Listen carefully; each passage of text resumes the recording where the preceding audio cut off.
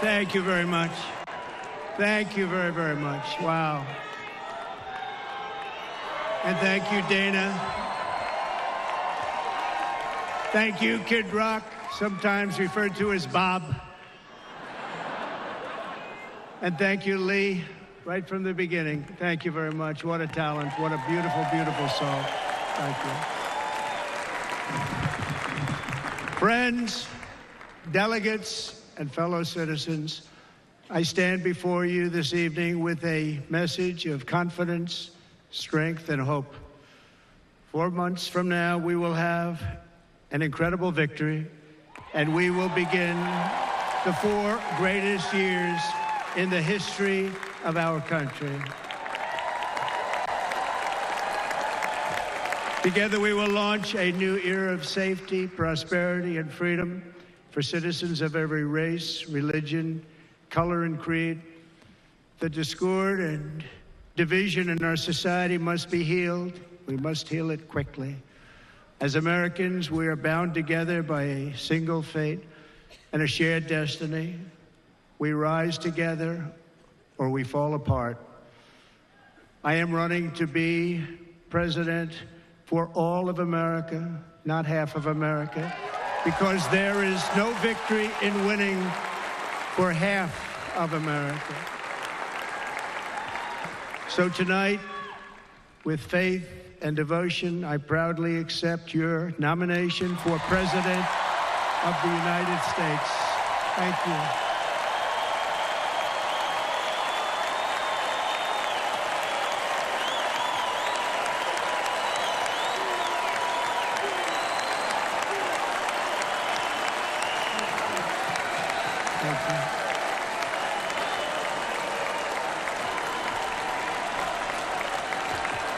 Thank you very much.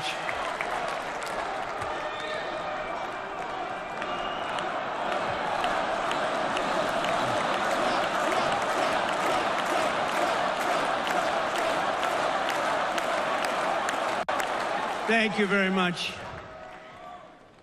And we will do it right. We're going to do it right.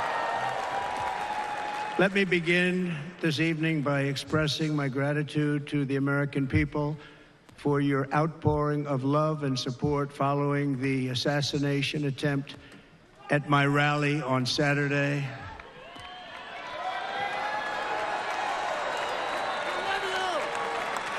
As you already know, the assassin's bullet came within a quarter of an inch of taking my life. So many people have asked me, what happened? Tell us what happened, please. And therefore, I will tell you exactly what happened, and you'll never hear it from me a second time because it's actually too painful to tell. It was a warm, beautiful day in the early evening in Butler Township in the great Commonwealth of Pennsylvania.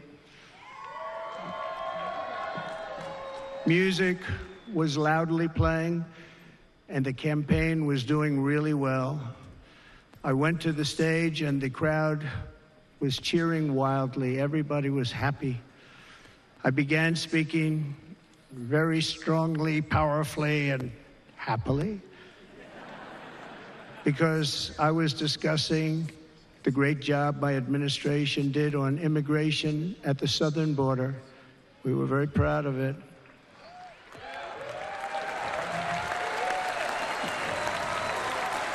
Behind me and to the right was a large screen that was displaying a chart of border crossings under my leadership. The numbers were absolutely amazing. In order to see the chart, I started to, like this, turn to my right and was ready to begin a little bit further turn, which I'm very lucky I didn't do, when I heard a loud whizzing sound and felt something hit me really, really hard on my right ear. I said to myself, wow, what was that? It can only be a bullet. and moved my right hand to my ear, brought it down. My hand was covered with blood, just absolutely blood all over the place. I immediately knew it was very serious, that we were under attack, and in one movement proceeded to drop to the ground. Bullets were continuing to fly as very brave Secret Service agents rushed to the stage, and they really did. They rushed to the stage.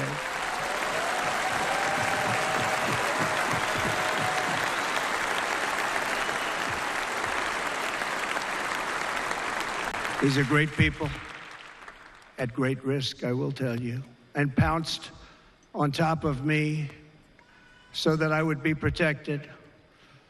There was blood pouring everywhere, and yet, in a certain way, I felt very safe because I had God on my side.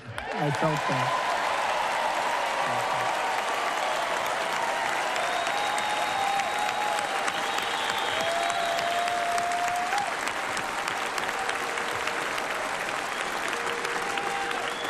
The amazing thing is that prior to the shot, if I had not moved my head at that very last instant, the assassin's bullet would have perfectly hit its mark, and I would not be here tonight. We would not be together.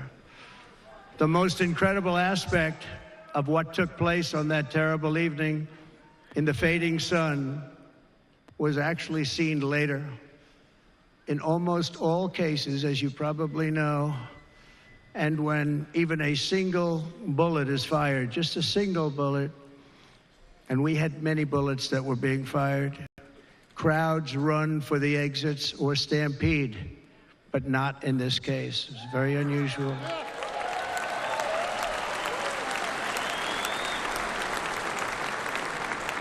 This massive crowd of tens of thousands of people stood by and didn't move an inch. In fact, many of them bravely, but automatically stood up looking for where the sniper would be. They knew immediately it was a sniper, and then began pointing at him. You can see that if you look at the group behind me. That was just a small group compared to what was in front.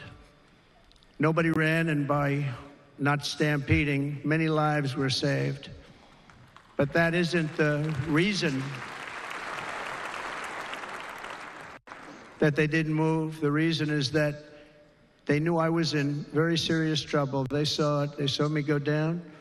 They saw the blood and thought, actually most did, that I was dead. They knew it was a shot to the head. They saw the blood. And there's an interesting statistic. The ears are the bloodiest part. If something happens with the ears, they bleed more than any other part of the body.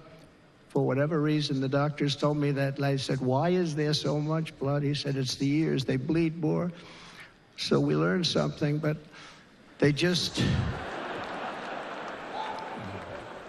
this beautiful crowd, they didn't want to leave me. They knew I was in trouble. They didn't want to leave me. And you can see that love written all over their faces. Incredible people. They're incredible people. Bullets were flying over us, yet I felt serene.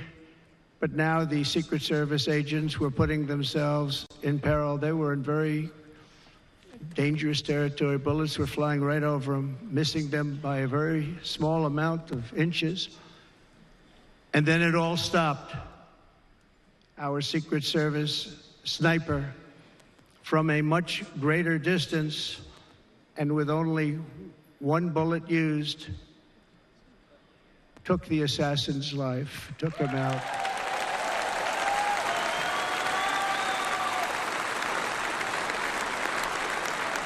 I'm not supposed to be here tonight. Not supposed to be here. Yes, you are. Yes, you are. Yeah.